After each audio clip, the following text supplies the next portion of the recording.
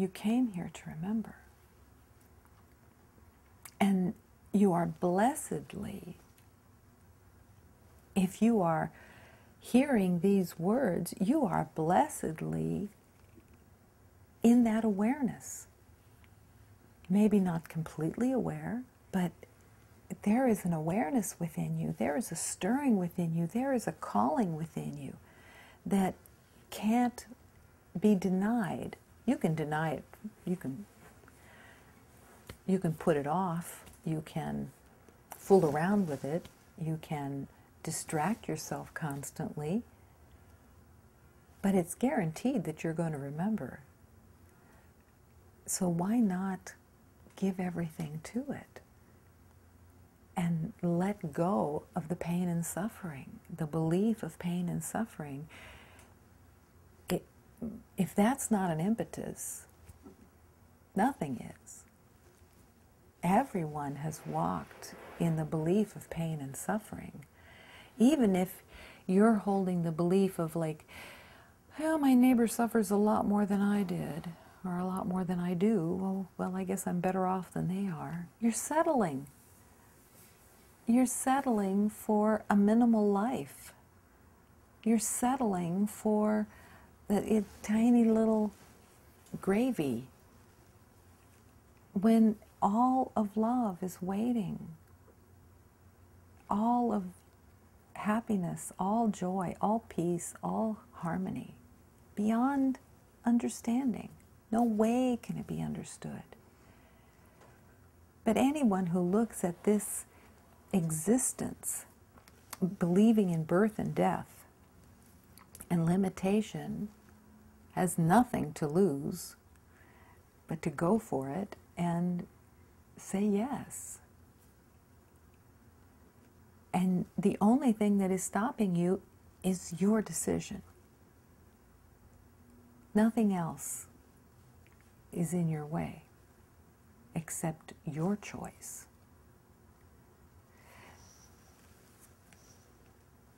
There's a poem of Hafiz.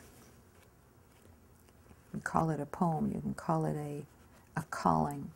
This beloved that was known as Hafiz, I've said so many times, this beloved incarnated in the 1300s, and nothing has changed of the spiritual journey.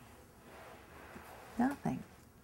It's the same teaching as any new teaching today. It's the same teaching. There's nothing new. There's nothing remarkably new. There are different words, different ways. But when you go into the vibration of love is the same. So Hafiz offers a cushion for your head. Just sit there right now. Don't do a thing. Just rest. For your separation, your belief of separation from God, from love, is the hardest work in this world. Let me bring you trays of food and something that you would like to drink. You can use my soft words as a cushion for your head. Recognize the tiredness.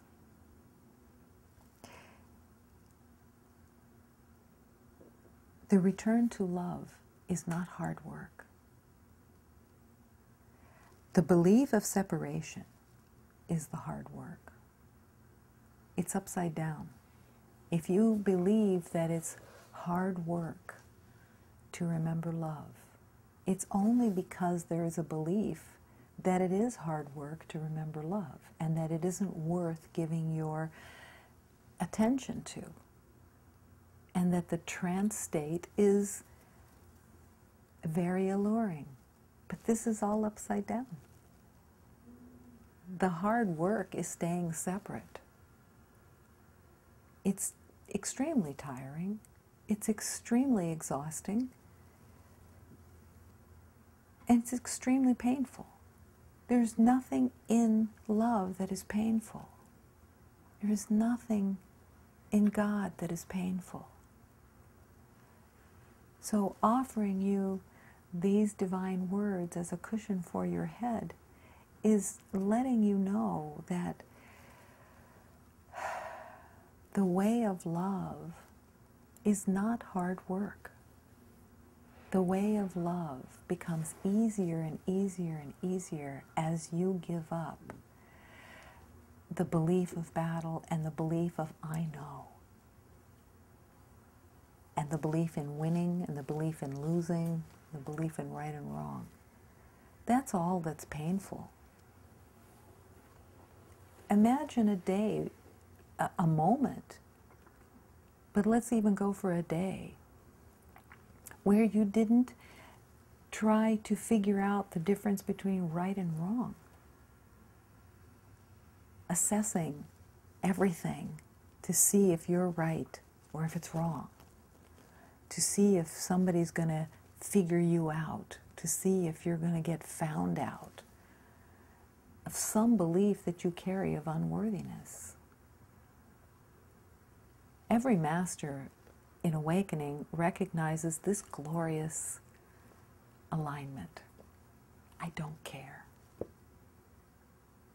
There's no caring anymore about right and wrong and good and bad and light and dark, because it's all made up. It's just the battleground that is completely illusion.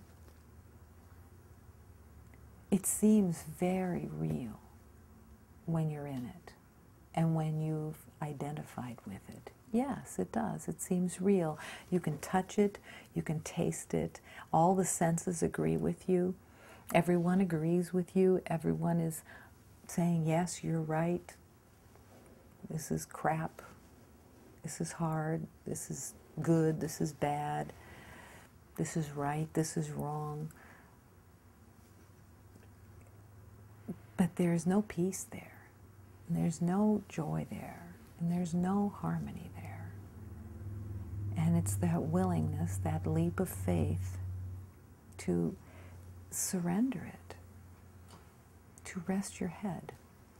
What is it to rest your head? It's only you're resting your head because it's your head that is the problem. It is your head, your identity, your mind that all those beliefs live in. And they're all projected out, and then you believe what you're seeing. And you want to know more about it, whatever it is that you're seeing. And all the while, all of these beloveds, all of this truth of love is waiting right underneath the surface to be recognized. Let me recognize love in this moment. I'm saying yes. Let that be your prayer. Let that be your life. Let that be your full dedication. And when you forget, because this is the funniest, this is one of the funniest things, there are no differences between humanity and sheep. Follow like sheep the tiny, shiny objects that come to take your distractions. Oh, what was that? Somebody says something, and all of humanity follows in the belief. Just sheep. There's the funniest thing that happens sometimes in satsangs. I call beloveds at the end of satsang to stay in the quiet, open-hearted space and to really connect, to use that moment of being with beloveds who are attuned in the call to love, and to really connect and to really have that moment together and let go of the knowing the names and the ages and filling in the spaces, but really connecting. Practice this connection. And I call beloveds to this at the end of satsang. And the funniest thing will happen is one beloved in nervous laughter will begin laughing. And all of a sudden you hear laughter like going through the whole group. Sheep. And it's like everybody forgets, like in a second, what they were there for. This is the call to firmness. This is the call to not wanting to follow the way of the ego anymore, but to stand in the light and open that doorway for other beloveds. You hold that power within you. You are here to serve humanity's remembering. You had a calling, or else you wouldn't be here. You wouldn't be hearing this. You had a calling in your life to open to the truth, to let go of the belief of separation. And you are humanity's guidance in form. You are the divine who is bringing light and love to everyone that you meet. But it can't be brought unless you choose to bring it, by letting go of what you know and your habits and your identities and your old strategies.